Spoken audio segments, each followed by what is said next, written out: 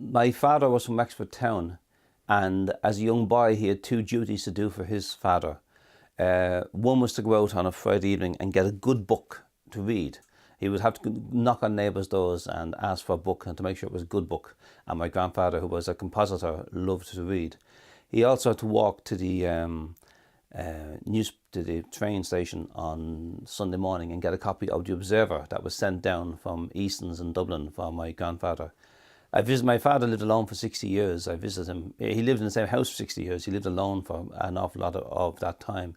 When he was 90, I paid him a visit, and he said that he'd been dreaming about being in Wexford and having to go around and try and find a good book, and that he couldn't find. He was stopping strangers and asking them. And soon, more and more, he was in Wexford.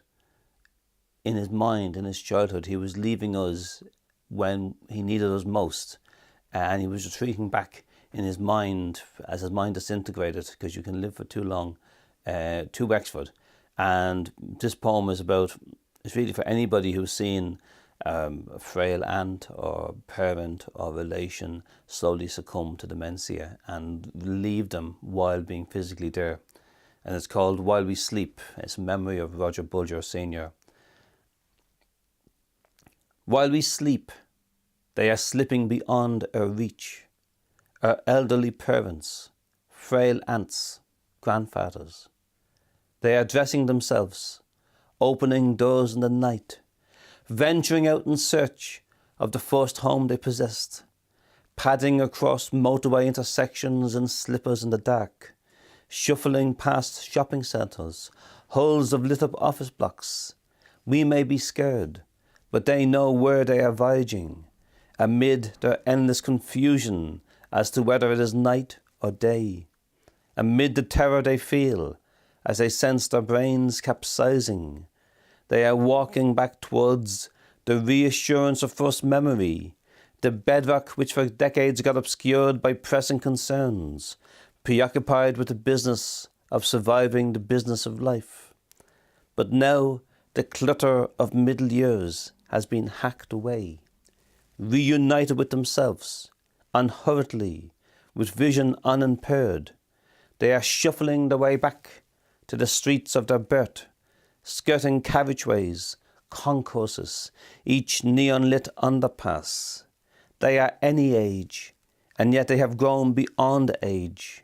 They have become absences in their lives, demanding our care, yet at the same time oblivious to us. We confuse them, disconnected from the landscape in which they are young. We see shrunken figures in dressing gowns on Zimmer frames, but they are children sent to do a message, an errand of trust. How can my father be 92 as he walks through Wexford town, knocking on neighbours' doors, stopping cloth-capped strangers, sent out to seek the loan of a good book for my grandfather to read, a novel with sufficient heft and depth and intelligence to distract, a compositor sick of back-proofing racks of letterpress newsprint, who wants to lose himself on a journey through unfamiliar streets, a quiet man who be led astray by old age into the county home where he waited for the books he sent his young son to seek decades before. Gentle grandfather, Republican typesetter, drinker on Ram Street, your vigil is over at the barred window of that Enniscorthy asylum. Your son is coming with your treasured copy of the Observer that he dutifully collects from the Dublin train every Sunday morning, with a Canon Sheen novel, with H.G. Wells and Chesterton, with Charles Dickens, Edgar Allan Poe and Patrick McGill. He got distracted from his errand during decades in ships' cabins, grieving his wife's death, becoming a connoisseur of loneliness. But now he emerges through the far side of such struggles. He has left his front door open, every light on deck aglow. He shuffles on a busted hip, clutching a vast armful of books, knowing only that somewhere between Finglas and Wexford, between the century of his birth and the one where he dies, he will encounter his own father, equally ancient, equally young, his father will be pleased with the books the errand fulfilled. So, while we fret for him adrift in such dangerous depths, unable to stir between tides of remembrance and despair, a part of him siphons free from the confused husk who phones moments after we leave his house to ask why nobody ever comes. The part that walks beyond our remit towards his dead father.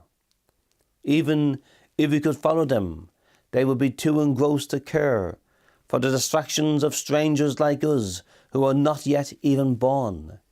We would be intruding on a father and a son strolling back from town to the Green Street terrace that is the first and the last home they share.